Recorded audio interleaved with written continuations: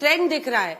Donald Trump कहते हैं India is a dead economy, तुरंत उसका एको विपक्ष के नेता सदन करते हैं कि भाई India is a dead economy, वो सही कह रहे हैं। आखिर क्या वजह है? और अब जब ट्रंप ने ही टैरिफ लगाया था एक्स्ट्रा, अब ट्रंप ने ही टैरिफ घटा दिया, 18% हो गया है, तो ये तो खुशी की बात होनी चाहिए व्यापार के नजरिए से। अंजना जी, कई सवाल यहाँ पर आए, सबका सिलसिलेवार तरीके से जवाब दूंगी, पर अपनी बात ये कहकर शुरू करना चाहती हूँ कि विपक्ष की नाव छोटी ही सही, लहरों से टकराती तो है। और मोदी सरकार के पास उपलब्धियों के नाम पर कुछ हो ना हो, मोदी जी की 56 इंची छाती तो है। तो सवाल तो बहुतेरे थे। पीयूष गोयल जी की प्रेस वार्ता में जवाब कितने आए वो आपने भी सुना, मैंने भी सुना। सबसे पहली बात मैं जानना चाहती हूँ कि अगर फाइनल अंडरस्टैंडिंग नहीं हुई थी, जिसका हवाला दिया पीयूष गोयल जी ने, तो ये इतने आनन फानन में आधी रात को लुक छिपकर ट्रेड डील करने की आवश्यकता क्या थी? और सीज फायर की तरह इस ट्रेड डील की भी घोषणा ट्रंप द्वारा की जाने की क्या आवश्यकता थी? ये फर्स्ट मूवर एडवांटेज हमेशा भारत के ऊपर अमेरिका को क्यों मिल रहा है? इसलिए मिल रहा है कि मोदी जी जो गलबैया लग रहे थे और डोनाल्ड ट्रंप कर रहे थे, अब की बार ट्रंप सरकार की बात कर रहे थे। इस पूरी प्रेस वार्ता में अंजना जी, राहुल गांधी जी को कोसने के अलावा, मोदी जी का महिमा मंडन करने के अलावा, मोदी जी और ट्रंप की कितनी अच्छी दोस्ती है इसका वर्णन करने के अलावा, क्या पीयूष गोयल जी ने यह बताया कि अटल बिहारी वाजपेयी जी के समय पर अमेरिका ने हम पर टैरिफ लगाया था 3.31%। फिर इंडो न्यूक्लियर डील होती है मनमोहन सिंह जी के समय पर, वो टैरिफ और घट जाता है, 2.93% हो जाता है। तो आज टैरिफोत्सव किस लिए मन रहा है कि जो 2.93% था वो 18% हो गया। आज टैरिफोत्सव किस लिए मन रहा है कि जो भारत और रूस के स्ट्रैटेजिक रिलेशंस थे उनको धता बताकर अब वेनेजुएला और अमेरिका से तेल खरीदने के लिए भारत को मजबूर कर दिया गया। टैरिफोत्सव इसलिए मन रहा है। क्या टैरिफोत्सव इसलिए मन रहा है कि बार बार, एक मिनट रचना जी, आपने बहुत लंबा समय दिया, 2-3 बातें जल्दी जल्दी जोड़ दूंगी, ज्यादा लंबा समय मैं नहीं लूंगी, कि इसलिए कि 50 बिलियन डॉलर का 50 बिलियन डॉलर का ट्रेड होगा, हम 0% टैरिफ लगाएंगे अमेरिका पर, और अमेरिका का कपास, अमेरिका का चावल, अमेरिका की दाल, अमेरिका का दूध, अमेरिका के नट्स, बादाम, अखरोट, अमेरिका के फल बिना किसी टैक्स के हमारे बाजार में आएंगे। हम 18% हमारे किसान टैक्स देंगे। तो ये रात के अंधेरे में किसानों के हक को अमेरिका की मंडी में नीलाम करने के लिए टैरिफ उत्सव मनाया जा रहा है क्या?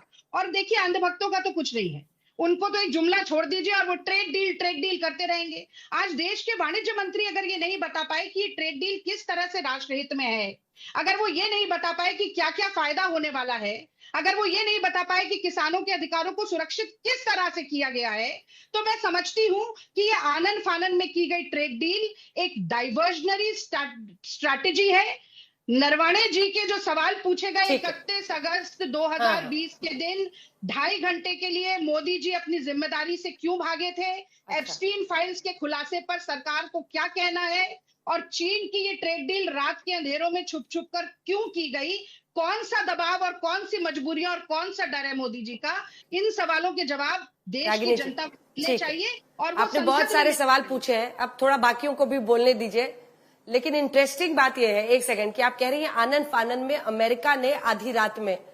अरे मैडम, जब यहां पर रात होती है तो वहां सुबह होती है, वहां की सुबह हुई तब वहां पर अनाउंसमेंट हुआ।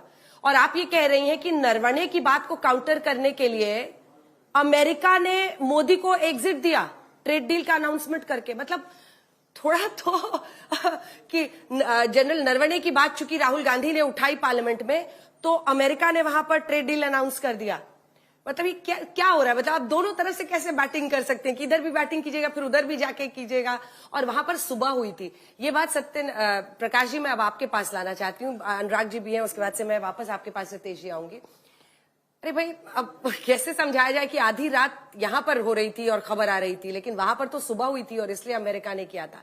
लेकिन वो कह रहे हैं कि अगर हम उनके प्रोडक्ट्स को भारत में 0% ड्यूटी पर लाएंगे तो ये जाहिर तौर पर उनके लिए एडवांटेजेस होगा और हमारे लिए ये अच्छा नहीं रहेगा। इस पर आपका जवाब? देखिए अंजना जी, विपक्ष के नेता को जिस दिन ये लग गया था कि भारत की इकोनॉमी डेड इकोनॉमी है किसी के कहने पर, उस दिन ये बात समझ लेनी चाहिए थे देश को कि विपक्ष का नेता उस लायक अब नहीं है कि देश की आर्थिक स्थिति जो चौथे पायदान पे पहुंची है उसको समझ सके। ये तो सीरियस कमेंट है। वो नाव चलाती हैं, टकराती हैं, कहीं का नाव पता नहीं कहाँ का हुआ करे कांव कांव, और कहीं ना समझ में आए तो बिना सिर पैर के झूठ के ही पांव पांव। ये है उनका। जवाब देने में थोड़ी तकलीफ होती है। अगर आनन फानन में डील की गई होती तो जिस समय ऑपरेशन सिंदूर के समय ये बात आई कि भारत ने ट्रेड के कारण पैर पीछे खींच लिए, जबकि स्थिति ये नहीं थी, 50% टैरिफ झूलना पड़ा, झुका नहीं भारत अपनी शर्तों पर। और जब आज पीयूष गोयल प्रेस कॉन्फ्रेंस पे साफ साफ कह रहे हैं कि कृषि और डेयरी क्षेत्र को संरक्षित किया गया है, तो विपक्ष ये बात आखिर मानने को तैयार क्यों नहीं है?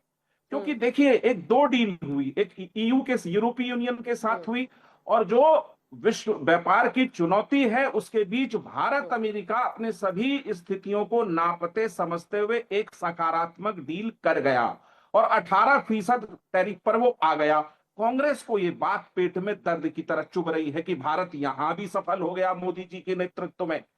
अगर उनको ये नेतृत्व पसंद नहीं है, वो बात हमें समझ में आती है।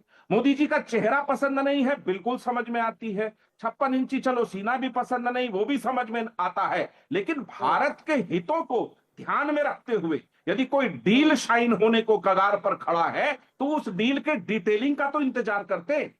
पीयूष गोयल साहब ने क्या कहा? डिटेल आएगा, ज्वाइंट डिक्लेरेशन होगा, उसके बाद अपनी बात रखते। तो नहीं, तुरंत कह दिया कि नहीं ये दबाव में काम कर रहे हैं। एक स्पष्ट मत यह है कि विपक्ष के नेता की लगातार जो भूमिका भारत के हितों मैं लौट की रही हूँ रक्षा आपके में पास। है। एक बार रितेश जी, मैं आपसे एक चीज मैं चाहती हूँ कि मैं आपको जो पॉलिटिकल डिबेट इस पे हो रही है उससे आइसोलेट करके ही सवाल करूं, लेकिन इंडस्ट्री में किस तरह से इसे देखा जा रहा है, क्योंकि बहुत इंटरेस्टिंग है जिस तरह से ये बात आगे बढ़ रही है। अब बड़े बड़े जितने मुल्क है, मतलब हमने यूरोपियन यूनियन के साथ भी फ्री ट्रेड अग्रीमेंट किया, अमेरिका के साथ भी, आप कैसे देख रहे हैं इंडिया के लिए कितना एडवांटेजेस हो सकता है? बात बिल्कुल सत्य है कि पहले हमारा टैरिफ 3% था, अब 18% हो गया है। लेकिन हमें यह देखना पड़ेगा, टैरिफ हमेशा एक कंपैरिजन की तरह देखा जाता है। अगर किसी मुल्क का टैरिफ 18% है और किसी मुल्क का 19% है, तो हमारे प्रोडक्ट्स आज भी अमेरिका के अंदर ज्यादा कॉम्पिटिटिव एडवांटेज पे होंगे। तो मुझे लगता है कि this is the best deal that we could have gotten. And मेरा अपना मानना यह है कि अगर आप देखेंगे, आज हमारा ट्रेड डेफिसिट है 45 से 50 बिलियन डॉलर का, अगर हम 2024 की बात करें। इस साल मेरा अनुमान है कि 60 बिलियन डॉलर का ट्रेड डेफिसिट होगा, जिसमें हिंदुस्तान 60 बिलियन डॉलर के गुड्स ज्यादा भेजता है अमेरिका को।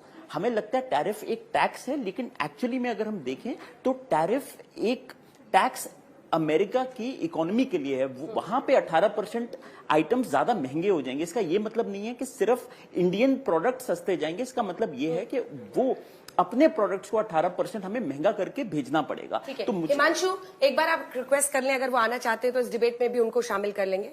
डॉक्टर कार्लसन जो अभी उधर गए हैं, एक बार पूछ लीजिए। हाँ, अपनी बात पूरी कीजिए। तो मुझे लगता है कि ये आज की रियलिटी ये है कि अमेरिका एक डोनाल्ड जे ट्रंप के नेतृत्व में थोड़े से बुली की तरह बिहेव कर रहे हैं। एंड उन बुली को हमने बहुत सूझबूझ के साथ, बिना किसी प्रेशर में आए हुए, अगर हमें प्रेशर में आना होता तो हम 50%, पीएम ने पहले भी कहा कि हमें कि हम कृषि के क्षेत्र में अगर हम समझौता कर लेते तो अभी डील हो जाती। अब देखिए हम सबसे बड़े ड्रग एक्सपोर्टर हैं, हम सबसे बड़े ज्वेलरी एक्सपोर्टर हैं, हम सबसे बड़े टेक्सटाइल एक्सपोर्टर हैं। इन तीनों के अगर आप व्यापार देखेंगे, वो सारा का सारा इंडिया में आएगा। बांग्लादेश से ज्यादा कॉम्पिटिटिव एडवांटेज हमारे पास आएगा। तो मैं बहुत सकारात्मक हूं, इंडस्ट्री बहुत सकारात्मक है और हमारी एक्सपोर्ट स्ट्रांग होगी। डॉलर टेक्सटाइल में तो बहुत लोग प्रेडिक्ट कर रहे हैं कि बहुत बड़ा एडवांटेज भारत के लिए हो सकता है, बिल्कुल, चाहे यूरोपियन यूनियन हो चाहे अमेरिका हो।